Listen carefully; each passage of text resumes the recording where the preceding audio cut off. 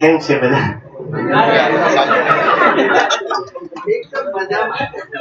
એક બહુ સારી વાત છે કે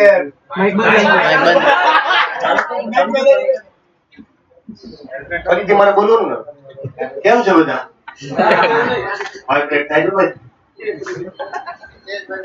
ઘણા બધા ફિલ્મો કર્યા ને, ફિલ્મોના પ્રમોશન બાદ અમારે ફિલ્મોના શૂટિંગ બાદ અમે પ્રમોશનમાં જઈએ ને તો ઘણા બધા સ્ટેજ ઉપર જવાનું થાય ત્યારે માર્કેટ આટલું હતું ત્યારે માઇક મળતું ત્યારે ખબર અને માઇક વાઇબ્રેટ થતું હોય તો હું સીધો હોય તો માઇક વાઇબ્રેટ થતું હોય બધું થતું. એમાંથી થોડું પરફોર્મન્સ અત્યારે શરૂ છે. તો મેન વાત તો thank you so much the voice of Varachha કે જેમને તમે બધા આજે ગેસ્ટ આવ્યા છે એમને ચપ્પલ બહાર કાઢવાનું કીધું. કારણ કે મને મારી ઉપર કોન્ફિડન્સ છે ભાઈ.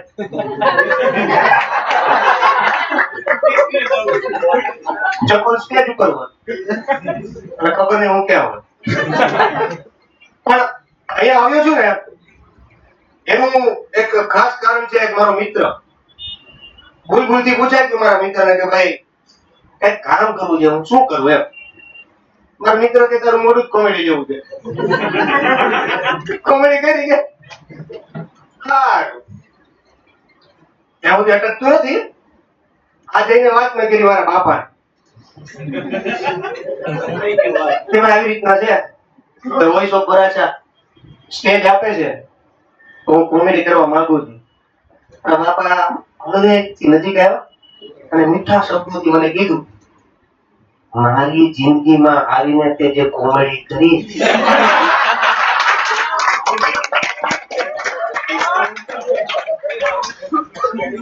ઓછી છે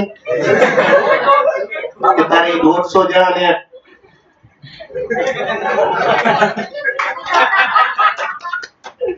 બાકી રહી છે. હજી મારા મિત્રનો સપોર્ટ, જો કે આમ જીવનમાં રિયલ વાત છે કે જીવનમાં મિત્ર સિવાય એમ તો મિત્ર સિવાય ઘણા બધાનો સપોર્ટ મળ્યો છે. સપોર્ટમાં પેલા ઉભા હોય તો એ મિત્ર. અને અત્યારે અહીંયા પણ ચારીકોર મારા ઘણા બધા મિત્રો છે. એમાંથી એક વ્યક્તિ મને ઘણું બધું લખી આપ્યું છે કે ભાઈ તું સ્ટેન્ડ અપ કોમેડી કેટલી વાર કરશો, ત્યાં ઘટવા તો કાગળિયું ખોલ નાખજે. મેં ખોલ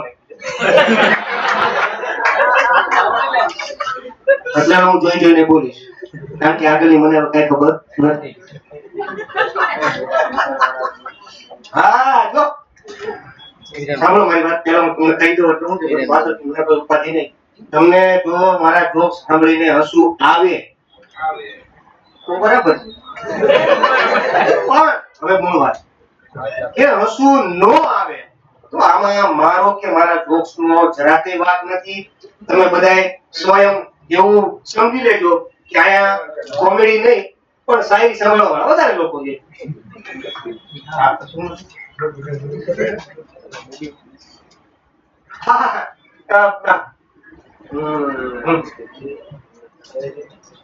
મિત્રો ઘણા બધા છે. એમાં મોટી ઉંમરના વ્યક્તિ હોય છે મારી.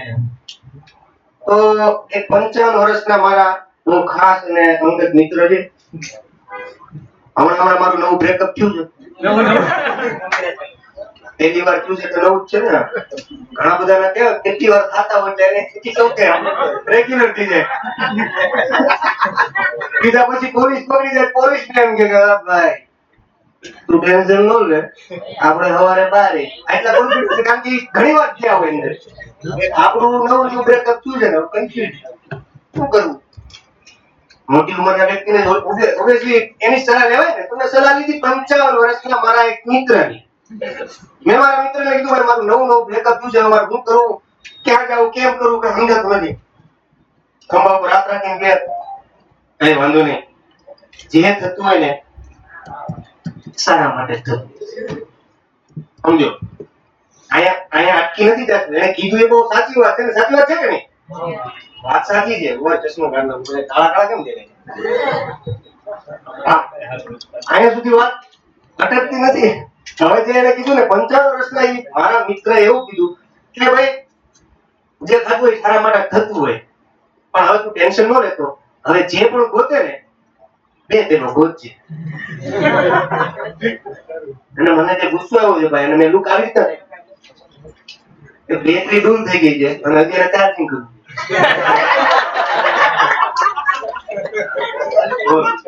હવે પાછું કરવું પડશે. હા, હવે મેં થોડુંક લખેલું છે આપણે એવું નહીં આ કરી એને લખી દીધું આપણે એડ કરેલું છે કે એવા પેન્ટ નહીં પહેરવા કે જેમાં ડાઘા પડે, એવા વ્યવહાર નહીં કરવાના કે જેમાં લોચા પડે, અને એવી જિંદગી તો ક્યારેય નહીં જીવવાની કે જેમાં ડખા પડે. આજે મારે ડખા પડી ગયા છે. વાહ વાહ, બધું કેવું એવું વિશે મારા ઘરની વાત છે. એકવાર મારા પપ્પા ઘરે નવરા બેઠા હતા, કૂતરું આવ્યું કે મારા મમ્મીને સાથ પડ્યો કે જો તો ભાઈ ઘરમાં કઈ હોય તો ખાવાનું હોય છે. અમારા ઘરે નિયમ છે કે ભાઈ જે પણ કોઈ લોકો આવે ને એને ખાલી હાથે નહીં મોકલવા. તો મારા મમ્મીને કીધું કે ખાવાનું આપો. ખાવાનું હતું ને મારા મમ્મીએ સામે હાથ પાડીને કીધું કે ભાઈ રોટલા નથી. તો મારા બાપા કહે કે તો દંડો આય બાકી આજે ખાધા વગર નહીં. પાછું ખરું. હા, કૂતરા ઉપરથી વાત છે.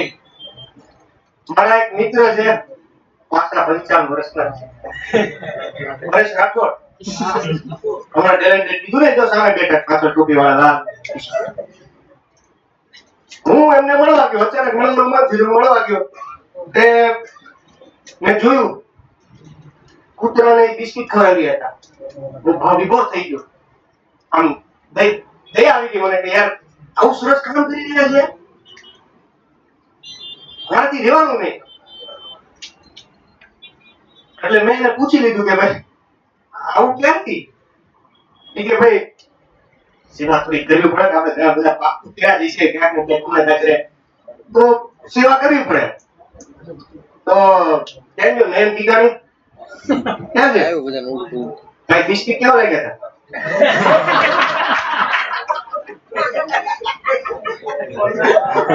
હમણાં ઠોકરની વાત આવી હતી ભાઈ, ઠોકરની વાત આવી હતી. તો મેં એવું લખ્યું છે કે ભાઈ જીવનમાં એવી ઠોકરો ખાઈ લીધી છે ને કે હવે કોઈ સામેથી ઠોકર મારવા આવે ને તો આમ વધારે કોઈ લાંબો ફરક નથી પડતો. ઠોકર આવે તો કહી દો કે ભાઈ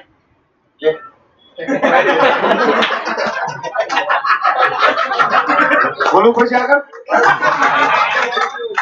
ક્યારેક તો સામેથી ઠોકર આવતી હોય, હું સામે વયો જાઉં. લે લે પ્લીઝ. જંગલમાં એક ભેંસ દોડી જતી, ગભરાતી હતી, આમ આપણા પકડા થઈ ગઈ હતી, દોડી જતી હતી એકદમ. ક્યાં જાવ છો તમે? મને જેની બીક હતી ઈ જ થયું ને.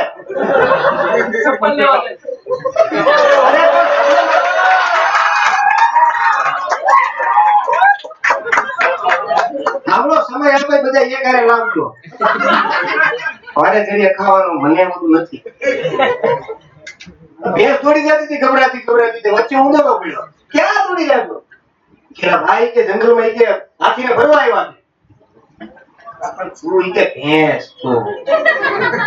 ભાઈ આ ઇન્ડિયા છે, આમાં જો કેસમાં ઘરી જાવું ને તો એ કેસ 20 વર્ષ એટલો હાલશે ને કે 20 વર્ષે ખબર પડશે કે હું હાથી નથી ભેંસ છું. ઊંધવડો કે લે હું તને સપોર્ટ કરું.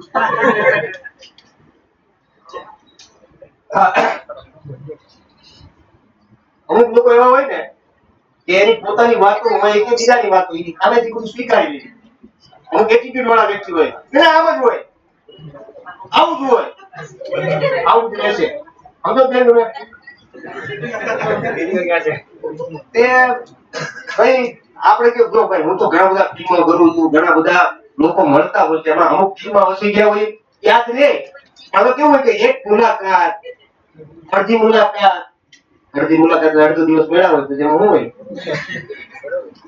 એક બે કલાકમાં અમુક આર્ટિસ્ટો શૂટિંગ પતાવીને જતા રહે તો ખાલી જોયા હોય તો એવા ક્યારેક વ્યક્તિ સામે મળે કે કેમ છે ભાઈ મજામાં ને?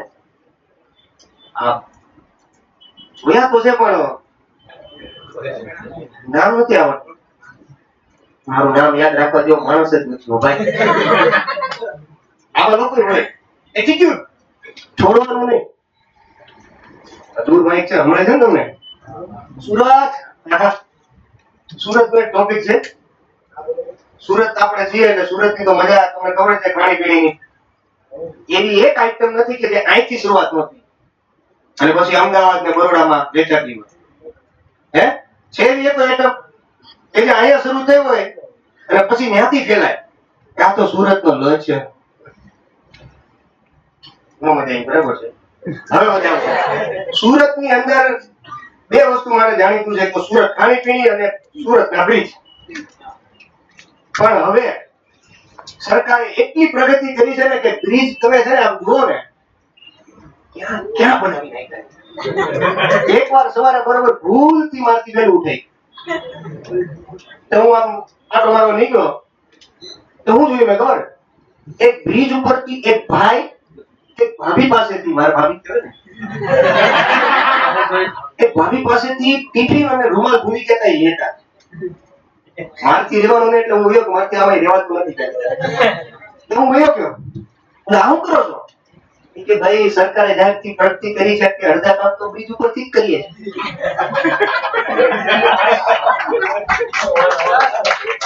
આપણે ઉત્તરાયણનો બ્રિજ જોયો તમે હે સુદામા ચોક થી આમ ચડો એટલે સોસાયટી ની અંદર થી બ્રિજ નીકળ્યો હોય. સોસાયટીમાં જે ત્રીજા માળે હોય ને એને નીચે જવાની કે જરૂર જ નહીં. સારું છે દોરી નથી બાંધી રાખતા હોય ખબર પાન ના કલાવવાનું આપી દો. હા એક સાચી વાત. હવે મુંબઈ સિરિયલના શૂટમાં હતા ત્યાંથી આવતા હતા. હવે 12:45 ની છેલ્લી ટ્રેન હતી અમે જે મસ્ત દોડતા દોડતા અને હાફતા હાફતા પકડી હતી. ઈ ટ્રેનમાં અમે ચડ્યા ટ્રેન ફૂલ કરવું તો કરવું હું દાદા જગ્યા ગોતતા હતા. મારી જેવો એક જે આમ હોય ને રહી લો આપતો હોય એને પૂછી લીધું હું કરશું ભાઈ.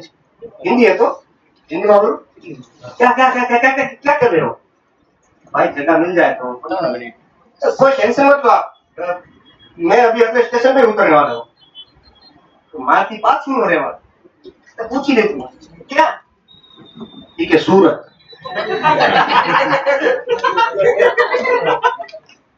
तारू सूरत 3.5 કલાક પછી આવે સારું થયું ભાઈ ને પૂછી લીધું તો નકર 3.5 કલાક સુરત સુધી ઉભા ઉભા આવવું પડે. આવા લોકો હોય. મેન ટોપિક ઓયો ઓયો નહીં એટલે ઓયો નું કઈ મહત્વ નથી આમાં. આમાં હું જે હેરાન છું ને મહત્વનું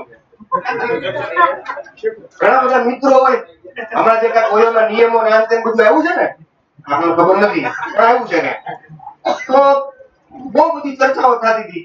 ચર્ચા થતી હતી એમાં મને કાંઈ પ્રોબ્લેમ નથી ભાઈ.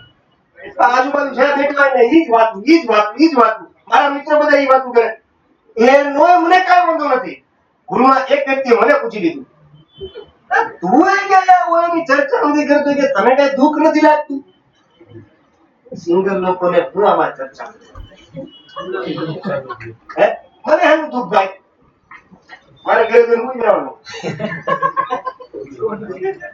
આ MLM કંપનીનો રિયલ કિસ્સો છે ભાઈ જે મારી યારે થયો છે. નહીં સોરી MLM કંપની વાળાએ મારી યારે કર્યો છે. MLM કંપની ઘણી બધી છે. આમાંથી ઘણા બધા લોકો જોઈન્ટ થયેલા હશે, ઘણા બધા લોકોએ વર્ક કર્યું હશે બરાબર છે.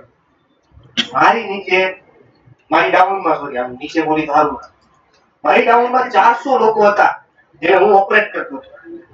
પણ ઈ પેલા મેં MLM કંપનીના જે વ્યક્તિએ મને મોટિવેટ કર્યો અને મારું ઓલું શું કહેવાય આપણે જોઈન્ટ થઈ પેલા આપણી પાસે ઓલું કરાવડાવે ને નહીં ક્યાં કરતા હતા બધે જેલમાં ના હોય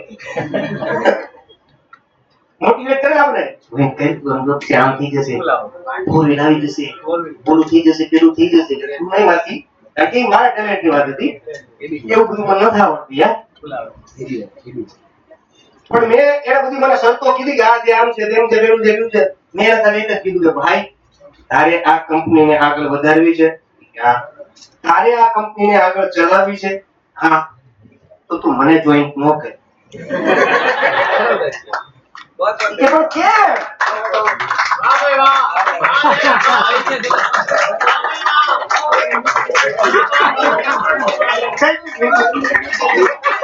Thank you. બાકી છે હજી. બસ ભાઈ લાઈટ નો કરતો ભાઈ મને બોલવા દે પહેલી વાત નું. નહીં ભાઈ બે જ છે બે જ છે. હા. વાહ નહીં કરતા સમજો. સારા કરજો હોય મને મોટિવેટ કરો. હા. તો મેં એ કંપની વાળાને એવું કીધું એટલે એને કીધું કે કેમ આવું કેમ? કીધું ભાઈ જો મારું નિશ્ચિત છે ફાઇનલ છે કે હું જે કંપનીમાં જોઈન થાઉં છું ને એ કંપની બંધ થઈ જાય ભાઈ. એવું ના હોય ના એમ કે બંધ થવા દેતો હોય શું અને આગળ વધારી તારે હજી જે કંપની કાર લેવાની છે હા કેટલા ભરવાના 15,000 એટલે અઠવાડિયા પછી ઈ આવ્યો સાલા તને 15 દિવસ મોડો જોઈન કર્યો તો મારી તો જીપ આવી જાય અને આ રિયલ કિસ્સો જો તમે બે હસો એમાં વાંધો નહીં ચાલુ પાડો તમે ઇટ્સ ઓકે